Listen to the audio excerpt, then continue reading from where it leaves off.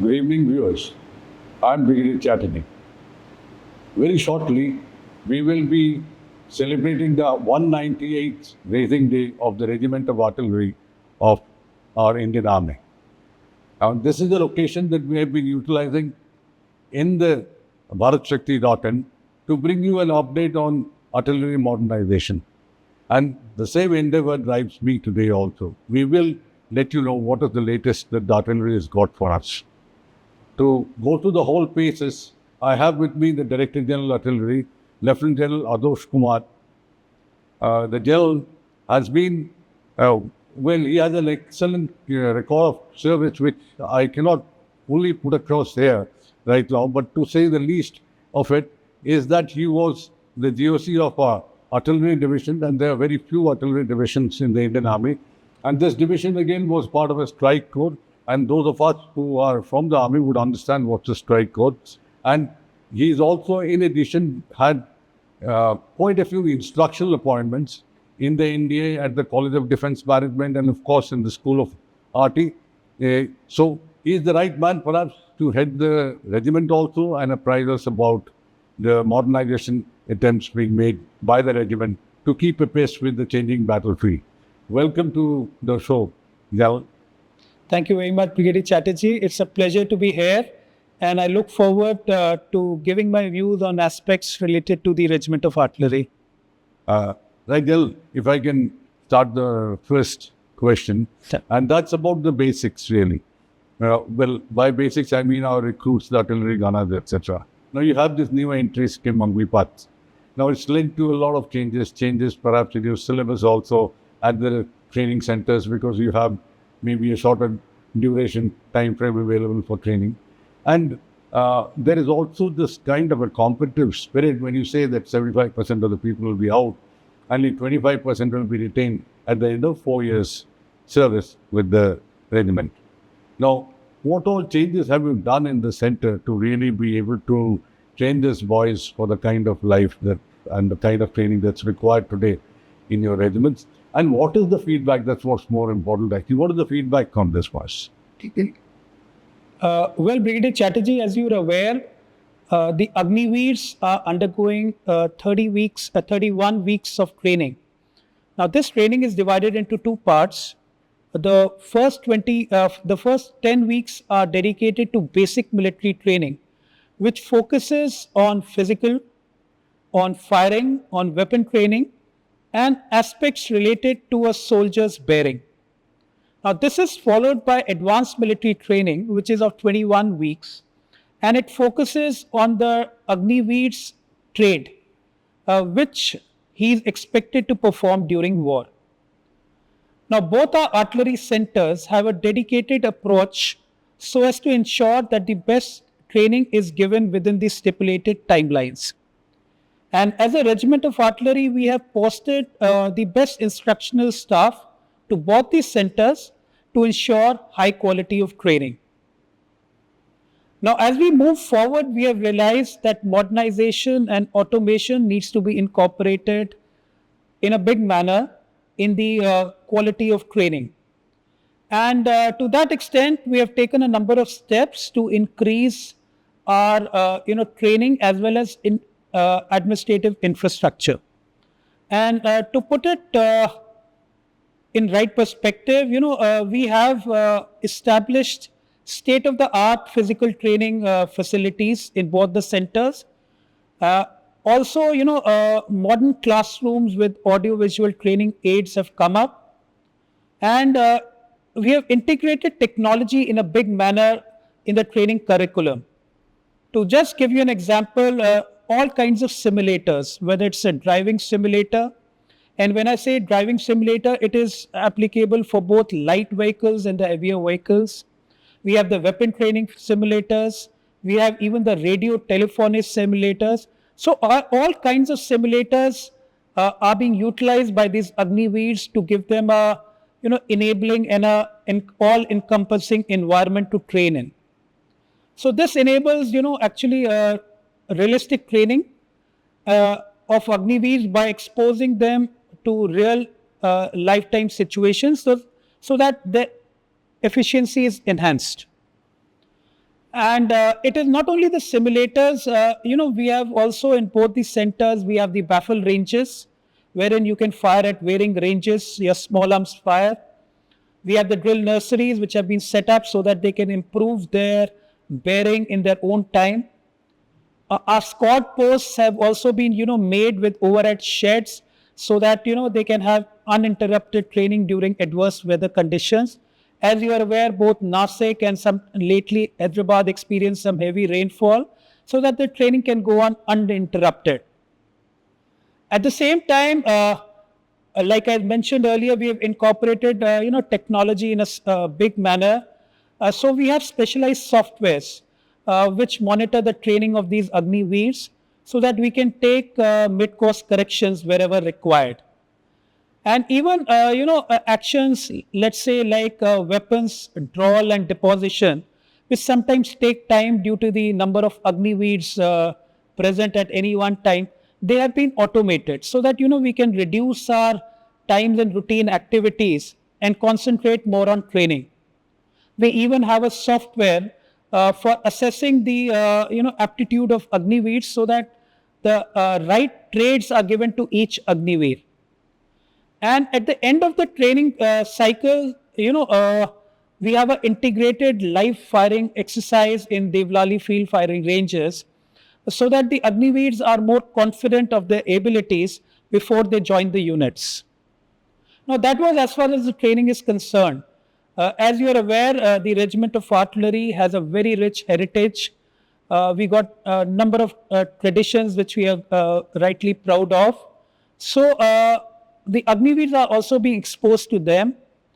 They visit these museums on a regular basis so that they are exposed to the achievements of the Regiment of Artillery. We are even showing them motivational films at regular intervals of our heroes to also ensure that it is not all work and no play. Adequate recreational facilities are being given to them so they have adequate time to relax and recoup. We have also taken care of, things like documentation. We have digitized them, automated them, made them totally simple and less time consuming. Over a period of time in the last 2 years, a sizable number of Agniveers have joined various artillery units in all types of terrain. And we have instituted a formalized feedback system from all the units, wherein once they join the units, after some time, all the commanding officers give a feedback to both the centers of their performance. The feedback has been very encouraging, I must admit. They are of the unanimous views that the Agniveers are motivated and they are performing all their tasks efficiently. And whatever suggestions they have, we are incorporating them so as to further improve on the points given by the commanding officers. Isn't it getting too competitive? Out of 4 guys, only one. No, I don't think so. They are all motivated to put in their best, and I think that is a very heartening sign. Right. Okay. Let me get on to the next stage of training. You are a training man. I saw your resume. It's NDA and it's CDM and it's so much more. What about officer training, senior JCO training, senior NCO training, which we undertake there in the School of Artillery in Devlani? What kind of changes, what kind of modernization in this institution that you have undertaken? As far as School of Artillery is concerned, it's a premier training institution where we are imparting quality training to all officers, JCOs, NCOs who are attending various courses. We are also evaluating new equipment there. And also the School of Artillery identifies, concepts and doctrines for application of firepower. Now, as you'd asked, in the recent past, a lot of upgradations have been carried out in the training infrastructure to align the courses with the current and the future requirements. And the emphasis is again on imbibing technology and automation in the training pedagogy. To that effect, I would say initially that we all are aware of the operational situation along northern borders.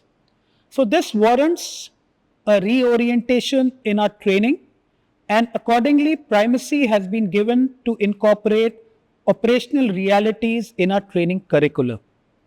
To that effect, tactical settings in both indoor and outdoor exercises have been reoriented to focus along northern borders.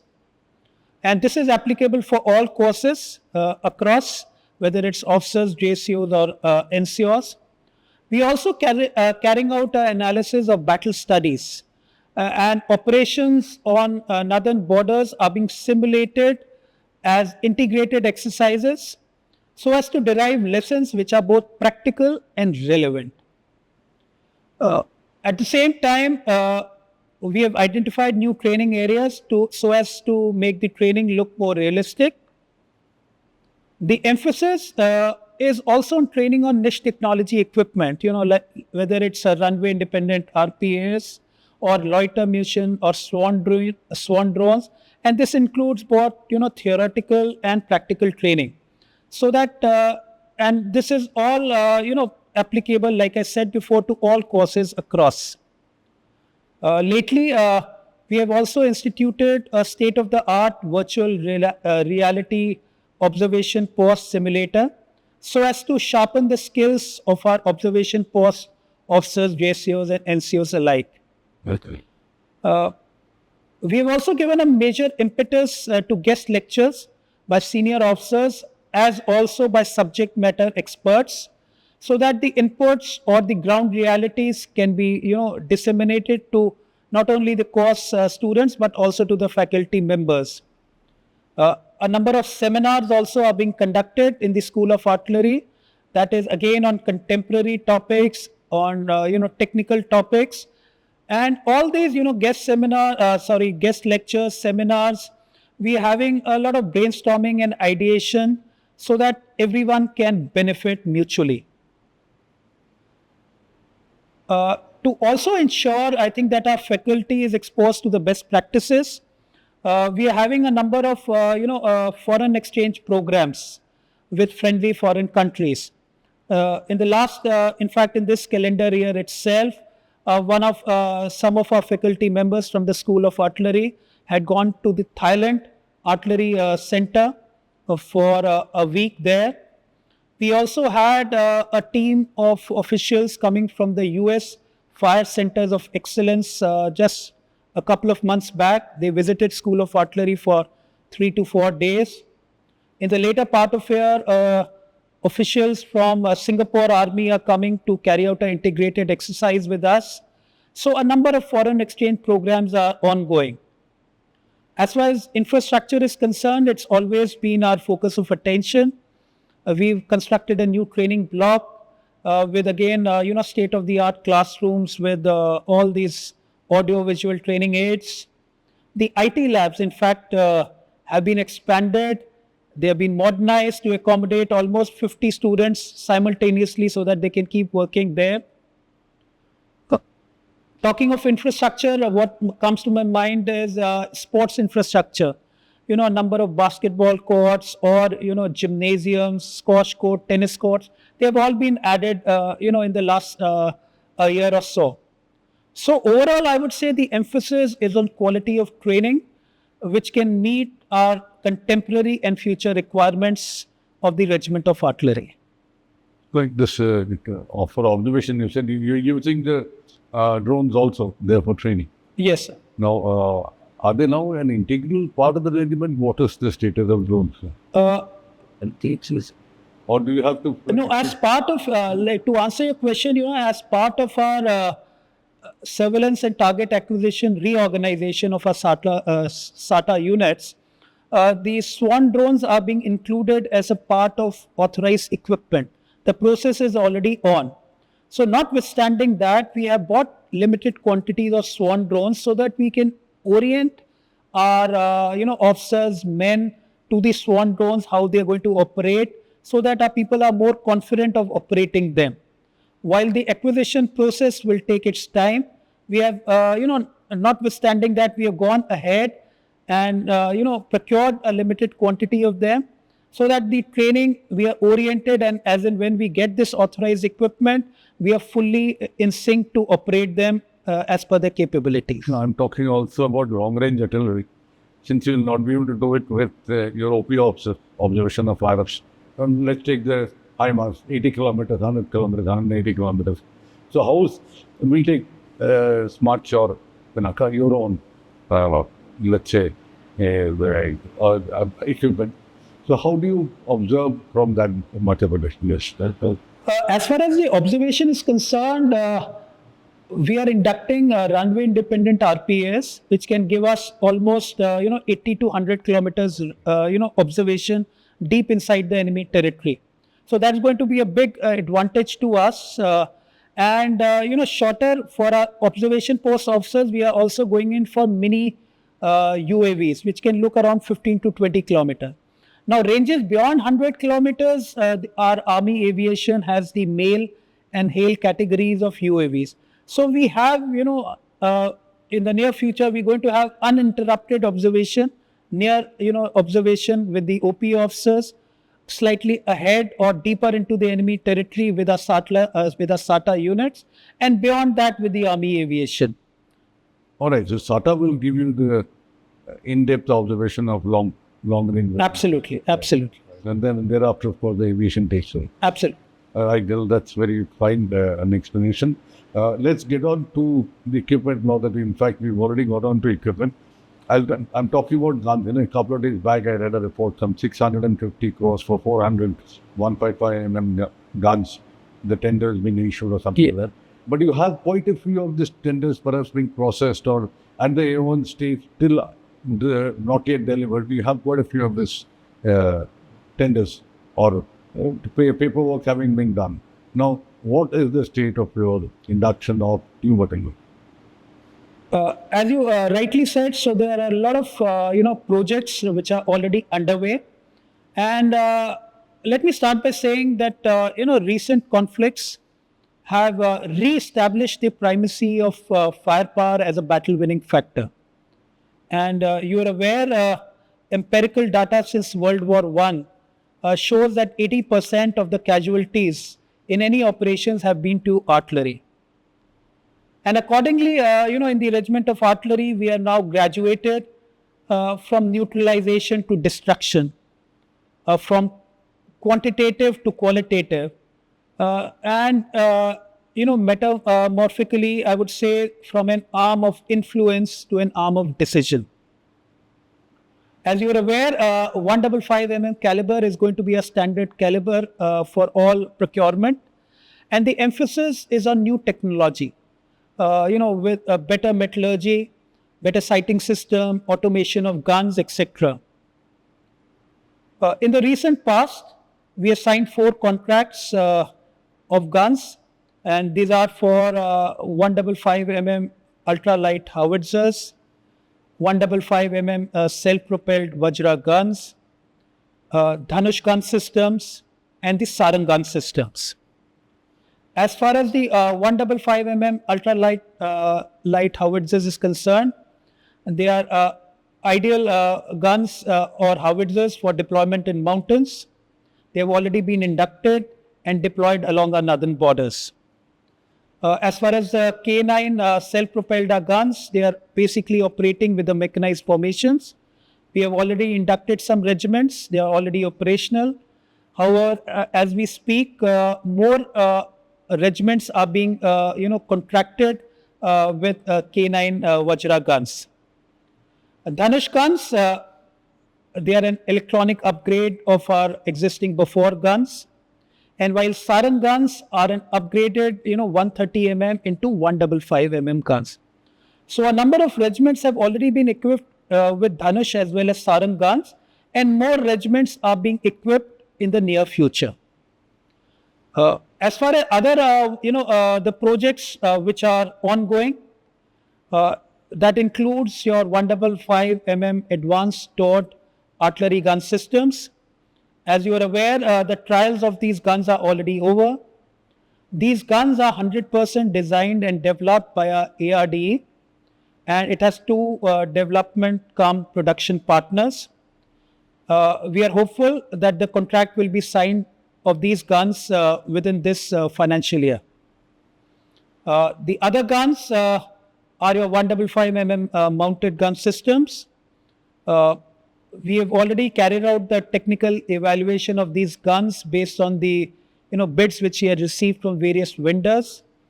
Uh, the trials of these guns are expected to take place sometimes next year.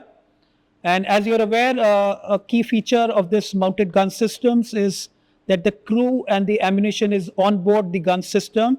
It has shooter and scoot capability, and of course enhanced survivability.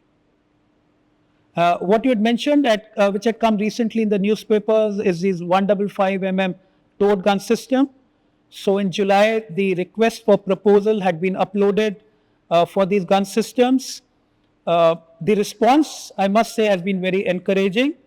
And once we evaluate the response, the technical parameters, the trials of these guns are also slated next year.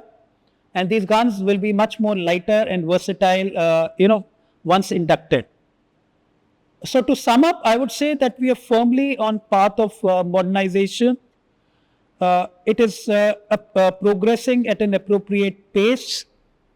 It is giving us time to adapt to these changes, to absorb technology at all levels, and also I think put in place optimum or to put in place employment philosophies at all levels. I'm optimistic that with the support of our both public and private sectors, we would achieve the aim of 100% mediumization in our defined timelines. My point is, can you give us also an estimate, rough estimate, very rough estimate of total number of 155 guns, whether it's upgradation or whichever way that we will give it, that we are going in for in the time frame, in a certain time frame, let's say, and what is the time frame really? So, like I said, we are looking at complete 100% mediumization of the Regiment of Artillery. And we are given it a defined timelines. We're going in for various systems at the same time. And what I'd like to point out, we are going in for spiral development. So we're not giving the complete order at one time for a particular type of guns. The aim is so that we can absorb better technology. As you're aware, the technology is fast changing, so that with every type of gun, we can get the best technology available in the market. And we're looking in the next, by 2042 to have a complete mediumization of Regiment of Artillery.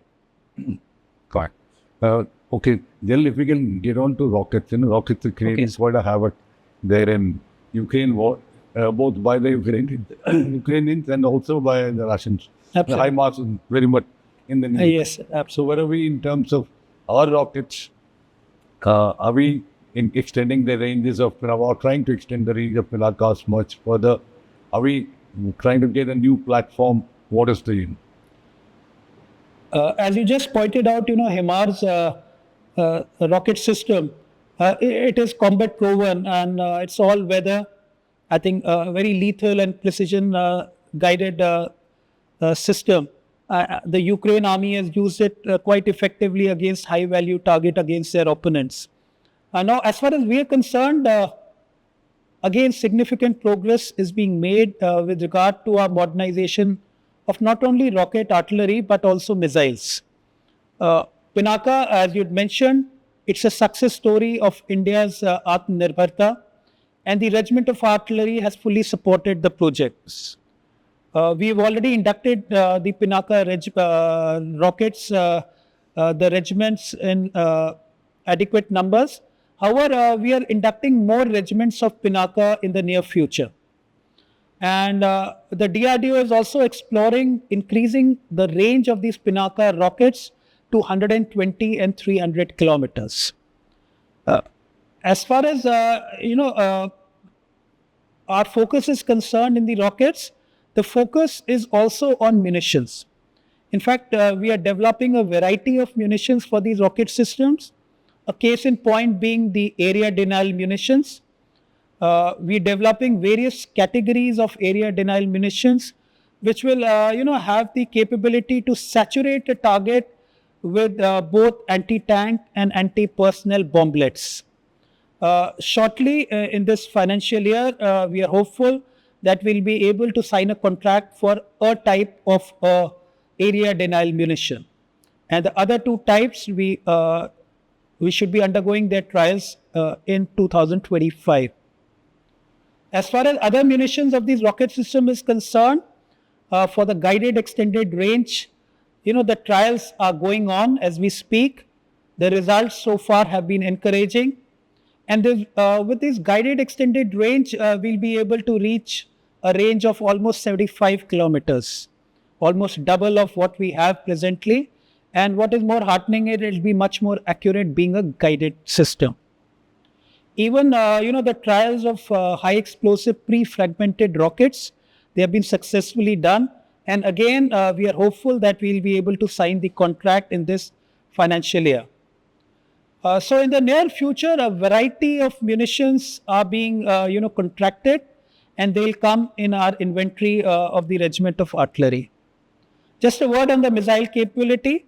The emphasis is on extending the range and the accuracy of these missile systems, and this goes on for both ballistic and cruise missiles. Our DRDO is also actively exploring the development of hypersonic missiles, which is going on currently. So I think for both rocket artillery and missiles, we are on target. More lethal rockets, more accurate rockets are going to be inducted in near future. Right, Jill, let's go forward a little bit and let's go to a little broader spectrum. I'm sure you're quite familiar with that. I'm talking about, it's now become a multi-domain battlefield. It's become a hybrid battlefield like we talk about. There's so much of technology which is coming into in battlefield. So that will possibly lead to some sort of changes in your concepts, in your doctrine. Is that being done? And if you have worked on it already, then what is in that you visualize? As you rightly pointed out, Brigadier Chatterjee, future wars, I think they're going to be complex and multi-domain, as you said, and hybrid in nature. And I think they're going to be technologically centric, assisted by AI or data analytics or, machine learning. And I think the engagements are going to be, both non-contact kinetic and non-kinetic.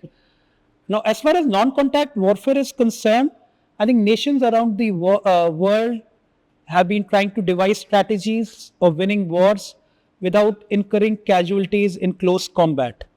So accordingly, I think our doctrinal concepts also need to move towards multi-domain operations and non-contact warfare. So in case if there's going to be a battlefield scenario of future, I firmly believe that the artillery will always be the centerpiece of firepower employment due to their inherent capability to prosecute non-contact, battles through their long-range precision and lethal fire assaults.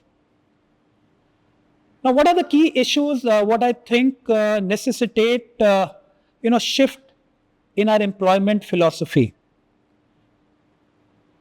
And I think the first thing which comes to my mind is capability development.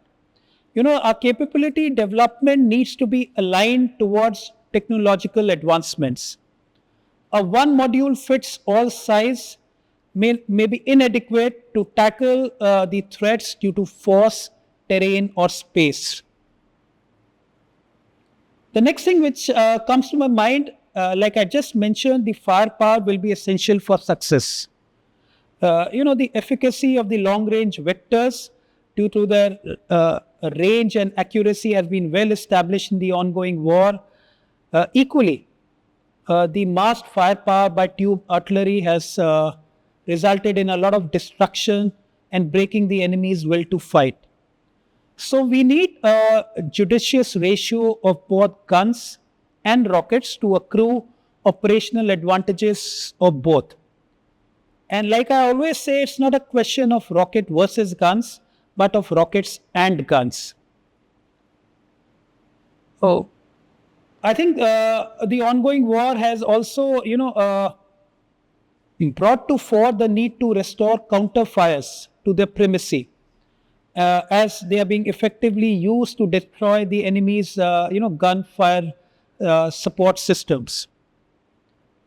Another thing associated with that is the precision targeting, which we are seeing uh, happening in all kinds of conflicts. Precision targeting employing missiles, employing your UCAVs, your loiter munitions, your swarm drones, your artillery with terminally guided munitions.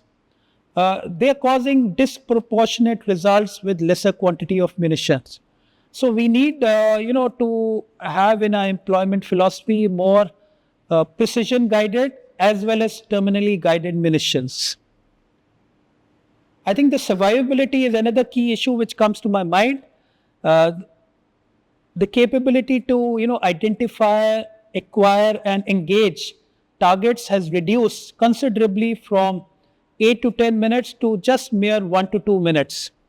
So we need in our employment philosophy to have effective methods for survivability. One of that, like I mentioned in my earlier question, is to have more number of mounted gun systems, more number of SP gun systems due to their shoot and scoot capability. And like I said, that's already included in our artillery profile. As part of survivability, we also need to have a look at our deployment techniques of our gun systems, which is already happening in conjunction with the School of Artillery. Another factor which comes to my mind is the intelligence, recce, and surveillance. It has assumed great importance. We have seen that the aerial surveillance and targeting has taken a quantum leap with niche technology equipment.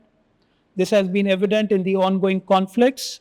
So we need to invest more in sensor to shooter linkages so that we can establish effective kill chains. Like I just mentioned, niche technology, we need to incorporate it in our employment philosophy because I firmly believe it will be a deciding factor in future wars. Another thing which comes to my mind is, the ongoing war has shattered the myth that the wars will be short and swift. So we need to be prepared for prolonged wars and we need to have surge capability so as to have continuous supply of not only weapons but also equipment and ammunition. And just to give an example, in the Russia-Ukraine war, it has been reported that Russia has the capability to produce almost 42 lakh of 155 shells per year. And in fact, that is 3 times the quantity of both the US and the West combined. Uh, Accordingly, the West is augmenting its capabilities. So I think we also need to realistically, assess our search capability and take remedial measures. And I would say, a lot of these changes are already happening with a defined timeline, and it's not only happening within the Regiment of Artillery, but in other arms and services too. Okay. I think that's all that I'll ask you, except for, well, you might like to send a message across on our platform for gunners all across the country on the occasion of the rating day, 198. On the occasion of 198th Gunners Day, which will be on 28th of September, I extend my warm greetings and felicitations to all ranks of the Regiment of Artillery, their families, and our esteemed veterans. I also take this opportunity to pay homage to our fallen heroes who made the supreme sacrifice in the line of duty in keeping with the highest traditions of soldiering.